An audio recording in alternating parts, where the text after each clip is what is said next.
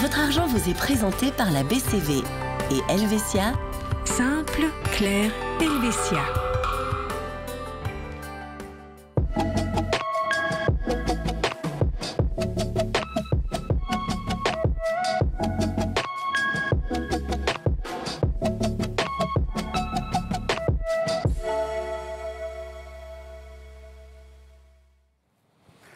Bonsoir à tous, bienvenue dans Votre Argent. On va évoquer les cas de cambriolage qui sont en hausse évidemment en cette période de l'année avec la baisse de la luminosité. C'est une période faste et justement on va avec notre expert vous donner quelques conseils pour se prémunir au mieux contre justement les cambriolages. Et cet expert c'est Xavier Pierre-Imbert. Bonsoir Xavier. Bonsoir Nasrat. Alors commençons par des éléments généraux. Comment est-ce qu'on peut prévenir au mieux justement les cambriolages ? Tout d'abord, il faudrait savoir que la prévention suisse sous la criminalité mentionne certains points qui sont importants.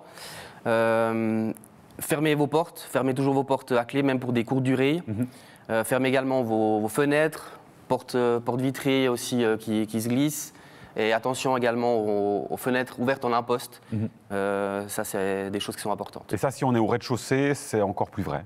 Oui, encore plus vrai. C'est vrai qu'une fenêtre ouverte, même en imposte, au rez-de-chaussée, certains cambrioleurs peuvent être un peu plus malins que d'autres et puis accéder au logement. Et pour autant qu'on s'entende bien avec les voisins, les prévenir que l'on est loin et éviter, ça c'est aussi un conseil qu'on donne souvent, éviter d'annoncer sur les réseaux sociaux que nous sommes en vacances. Éviter d'afficher nos... Exactement. Ça c'est des éléments de bon sens. On parle aussi beaucoup de systèmes qui nous permettent en fait d'éviter les cambriolages. Les systèmes d'alarme, par exemple, que valent ces systèmes ? Alors, le système d'alarme est un bon complément. C'est clair que ça ne va pas forcément dissuader un cambrioleur d'entrer dans le logement, mais un son, une alarme, ça va quand même réduire le risque d'entrer dans le logement. Ça rend le travail plus compliqué. Ouais. Et vous conseillez plutôt les systèmes mécaniques ? Système mécanique, porte un peu différente que le standard, et serrures supplémentaires sont des choses qui peuvent être amenées à être... Très bien aussi, oui. Xavier, de votre expérience, quelles sont les erreurs peut-être les plus classiques qui sont commises par les propriétaires et les locataires ? Oui, alors c'est de laisser effectivement les portes ouvertes, les fenêtres également ouvertes, les boîtes aux lettres qui débordent, ça peut donner aussi des indications qu'on n'est pas sur le logement. Donc là aussi, on peut demander à quelqu'un de venir... oui, justement, c'est là, tout à fait. C'est là où le voisinage est aussi important de dire à un voisin justement qu'on est absent pour une longue durée. Et en cas de bruit ou de lumière dans le logement, qui puisse intervenir auprès de la police. Bon, là, on a parlé de prévention. On n'est jamais à l'abri que ça arrive. Ça peut arriver à tout un chacun. Qui, Xavier, est responsable en cas de dommage, en cas de vol d'objets, de valeur ? Par exemple, ça peut être des espèces, du cash, des bijoux, smartphones ou ordinateurs portables. Oui, alors là, c'est donc notre assurance inventaire du ménage qui rentre en matière. Également pour les smartphones, tablettes, ordinateurs portables. Pour le cash, c'est également assuré. Globalement, c'est jusqu'à une certaine somme qui est autour des 5 000 francs. Pour les objets qui sont plus coûteux, montres, bijoux, qui ont une valeur un petit peu plus élevée, on peut également trouver des couvertures et des solutions complémentaires à ces objets-là. Et on nous dit souvent qu'il faut, pour les objets de valeur, penser à prendre des photos. Oui.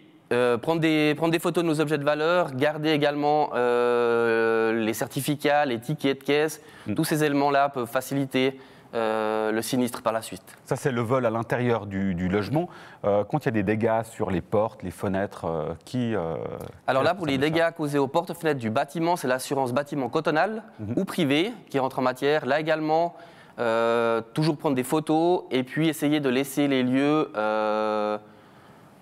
Sans les toucher, je dirais, tels qu'ils sont, et attendre que la police ait pu enquêter. Bon, au-delà du fait qu'un cambriolage peut représenter un drame, évidemment, il y a aussi des conséquences financières qui peuvent être majeures. Comment est-ce qu'on peut se prémunir au mieux contre les conséquences financières ?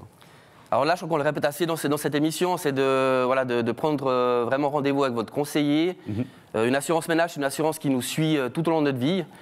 Par contre, notre vie n'est pas linéaire, donc il y a effectivement des déménagements, des situations familiales qui évoluent. Donc dans ces moments-là, prendre rendez-vous avec votre conseiller en assurance pour déterminer vraiment les besoins. Parce que ce que vous nous dites, en fait, c'est une mise à jour, parce que évidemment, la valeur de ce que l'on a évolue avec notre situation, en fin de compte. Donc c'est pour ça que dans chaque situation, prendre effectivement rendez-vous avec votre conseiller. Attention également aux sommes d'assurance qui sont dans votre inventaire ménage. de les mettre vraiment à jour et éviter les sous-assurances. Xavier Pierre Imbert, merci beaucoup pour vos explications, votre éclairage sur ce sujet. Vous l'aurez compris, prudence, prévoyance et puis ne pas hésiter à faire le point avec son conseiller. Il est justement là pour ça. Votre argent @latélé.ch pour poser vos questions à nos experts. Et quant à nous, on se retrouve la semaine prochaine pour un nouveau numéro. D'ici là, portez-vous bien. À très vite. Ciao.